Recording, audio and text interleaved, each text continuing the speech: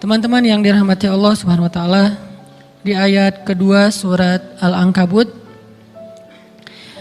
Allah menyampaikan sebuah sindiran. Allah nyindir dengan bahasa, emangnya manusia pikir Allah akan biarin aja mereka mengatakan kami telah beriman, sementara mereka tidak diuji. Ini Allah lagi menyindir orang-orang yang selama ini berputus asa setelah beriman, berputus asa setelah berhijrah, berputus asa dan mengeluh setelah bertaubat. Allah lagi nyindir mereka nih. Seolah-olah Allah bilang, kenapa setelah kalian beriman malah kalian masih berkeluh kesah?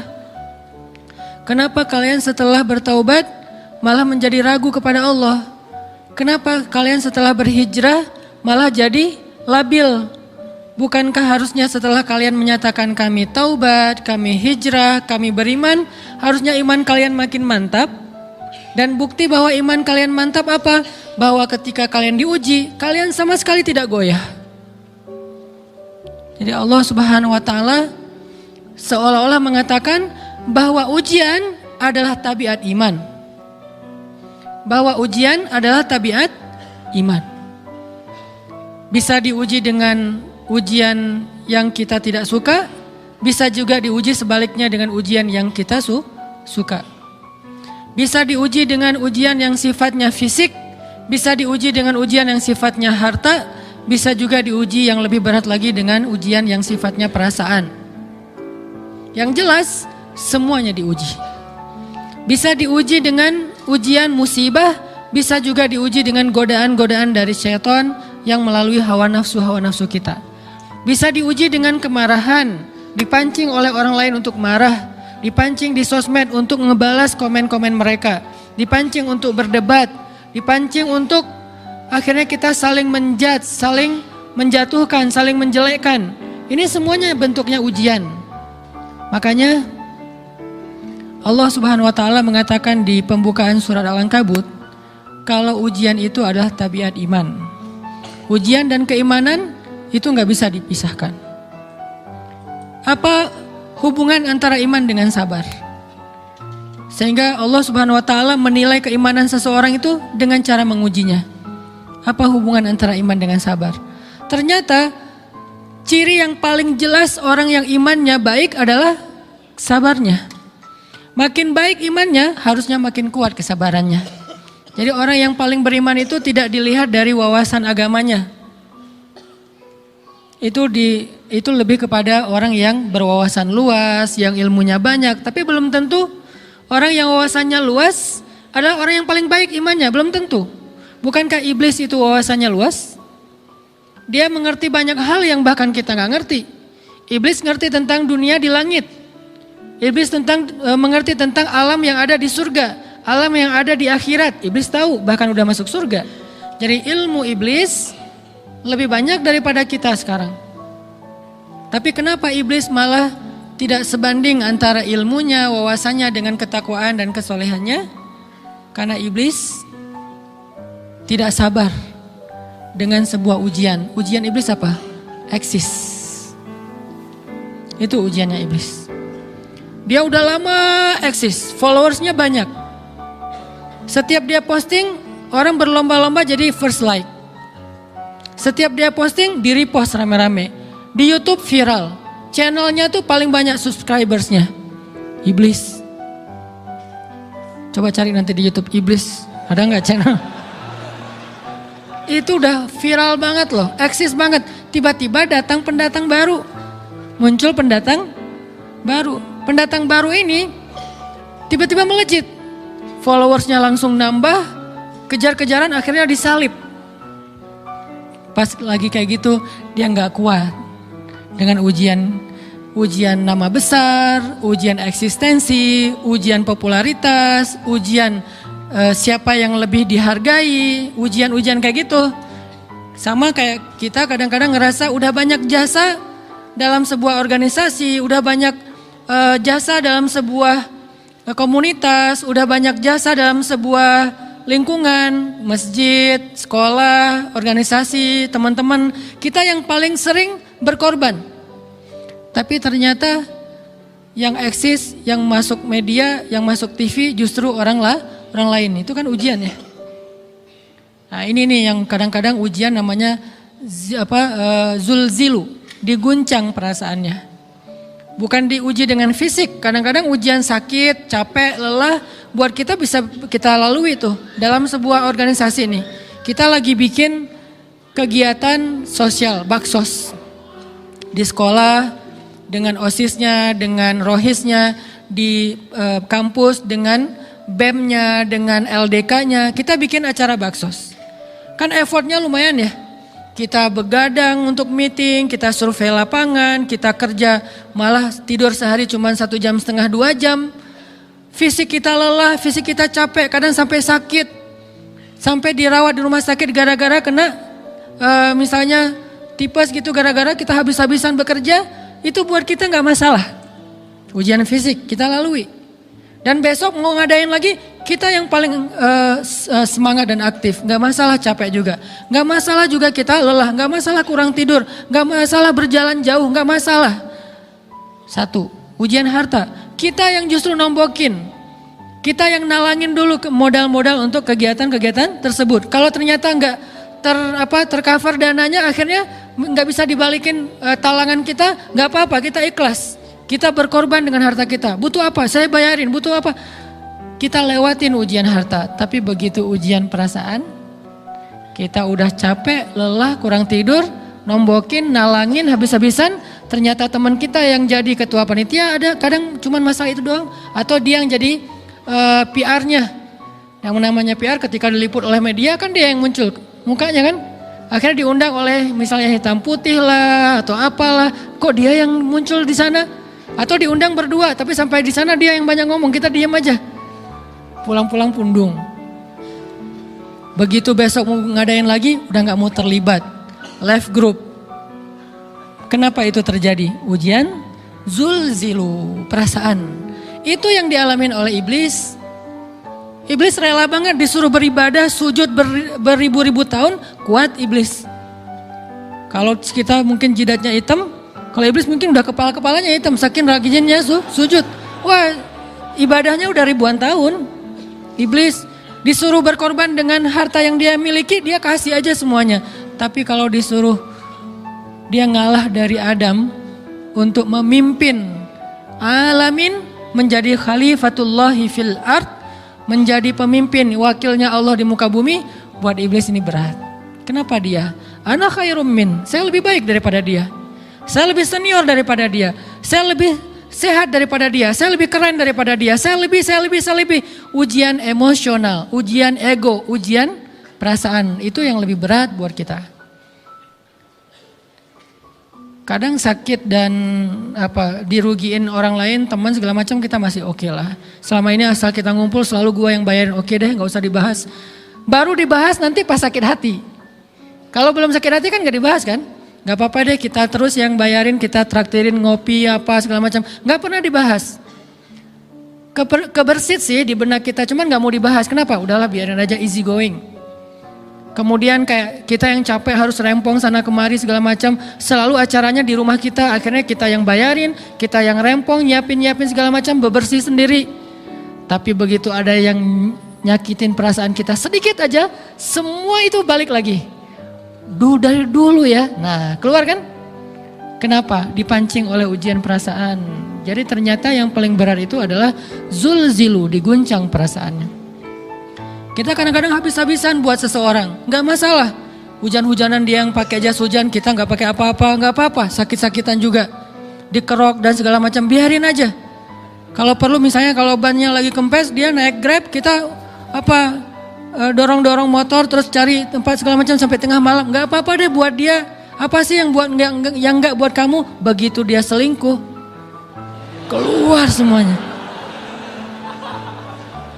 Mulai list report keuangan. Wah dulu sekian, sampai uang receh-receh juga dihitungan ya. Kenapa bisa kayak gitu? Perasaan kan? Nah ini nih yang kita coba belajar. Mungkin malam ini kita lebih banyak membahas tentang sabar terhadap ujian perasaan. Karena banyak macam-macam ujian Nah, gimana kita memanage perasaan kita? Gimana cara kita merecovery perasaan kita dengan bab sabar? Insya Allah nanti akan kita lanjutkan setelah selesai sholat isya. Barakallah. Bismillahirrahmanirrahim. Teman-teman yang dirahmati Allah Subhanahu wa taala, kita lanjutkan tentang masalah sabar. Terutama sabar zulzilu, ketika kita diuji dengan ujian ego, marah, perasaan, sakit hati, yang kayak gitu-gitu. Ini ujian jauh lebih berat daripada ujian fisik dan ujian harta. Termasuk rasa cinta, rasa benci, kadang itu menjadi ujian. Kenapa ujian bikin kita jadi tidak lagi logis, nggak realistis, dan kadang-kadang mengabaikan hal-hal nilai-nilai yang kita selama ini pegang sebagai satu kebenaran. Kita ngabaikan batasan-batasan syariat. Ini semuanya ujian dari Allah Subhanahu wa taala. Sehingga tidak disebut orang yang beriman kecuali ketika Allah Subhanahu wa taala melihat dia sabar dalam ujian. Kalau dia nggak sabar dalam ujian, malah di dalam pembukaan surat Al-Ankabut tadi Allah menggolongkan mereka termasuk orang-orang yang munafik. Apa arti yang orang munafik? Orang yang mengaku beriman tapi sebetulnya dia tidak beriman. Apa salah satu buktinya? Dia tidak sabar. Jadi kalau kita mau menilai diri kita mukmin atau munafik, dan ini bukan materi untuk menjudge orang lain, oh ternyata dia itu munafik, bukan. Lagi-lagi konsep kita belajar itu angle-nya untuk diri kita sendiri. Saya sangat tidak merekomendasikan kita belajar untuk mendapatkan kaca pembesar, mencari-cari kesalahan saudara kita. Tapi kita belajar untuk semakin bisa bercermin untuk menemukan aib dan kekurangan diri kita. Jadi semakin kita tahu ilmu agama, semakin kita tahu ayat dan hadis, semakin kita punya cerminan untuk menilai diri kita dan memperbaiki diri kita. Bukan nyari kaca pembesar untuk memperjelas aib-aib dan kesalahan orang lain. Kalau kita pengen menilai diri kita ini orang yang mukmin atau munafik, caranya lihat aja kita sabar nggak nih, terutama dalam masalah emosional, dalam masalah ego, dalam masalah marah, dalam masalah hawa nafsu, dalam masalah perasaan cinta, dalam masalah benci segala macam. Masih bisa nggak kita adil bahkan kepada orang yang kita benci? Adil kepada orang yang kita benci, adil kepada musuh sekalipun. Bahwa jangan sampai kita gara-gara gak suka kepada seseorang, kita berlaku zalim kepada dia. Jangan. Ini berarti kita harus ngelawan ego kita sendiri. Ego untuk memaafkan orang lain. Ego untuk bisa melupakan kesalahan orang lain. Ego untuk bisa berlapang dada dengan hal-hal yang gak nyaman daripada orang lain. Ini adalah ujian yang paling berat. Di situ kita bisa lihat kita nih mukmin atau munafik. Kalau nggak pernah sabar sama sekali dalam masalah ego, dalam masalah emosional, berarti jangan-jangan kita tergolong di antara orang-orang yang kata Allah wa ma hum bimu'minin. Mereka bukan orang yang beriman. Kata Allah di surat Al-Ankabut, mereka itu adalah wala ya'lamannallahul munafikin, orang-orang yang munafik. Nauzubillah min dzalik. Kalau kita merasa pernah sabar terhadap emosi kita, sekarang kita lihat sesering apa kita sabar terhadap emosi kita. Maka derajat seorang mukmin tergantung tingkat kesabarannya. Ada yang orang sabar hanya kalau disakiti dengan satu kata. Ada yang sabar dengan satu kalimat. Ada yang sabar dengan satu paragraf. Ada yang sabar dibully rame-rame juga dia sabar. Berarti lahum darajatun inda rabbihim. Orang beriman juga bertingkat-tingkat. Dan tingkatan itu tergantung tingkat kesabaran kita dalam menghadapi ujian. Salah satunya ujian emosional kita, perasaan kita. Sehingga teman-teman yang dirahmati Allah SWT, salah satu program kita untuk terus mengembangkan diri, program untuk tumbuh, program untuk memperbaiki diri kita di hadapan Allah itu adalah coba kita program dalam sehari aja, terus kita nilai berapa kali kita berhasil ngelewatin ujian emosional. Bukan cuma marah, termasuk cinta, benci, tersinggung, sakit hati, kayak gitu-gitu. Berapa kali kita bisa berhasil melewati itu dalam sehari? Gak usah seminggu, sehari aja. Di jalan, sama temen, di grup WA, di IG, di Twitter, di mana gitu. Coba kita lihat berapa kali kita bisa menahan diri kita dan bersabar. Bukan berarti tidak respon ya, bukan berarti pasif. Kita bisa merespon tapi dengan cara yang elegan.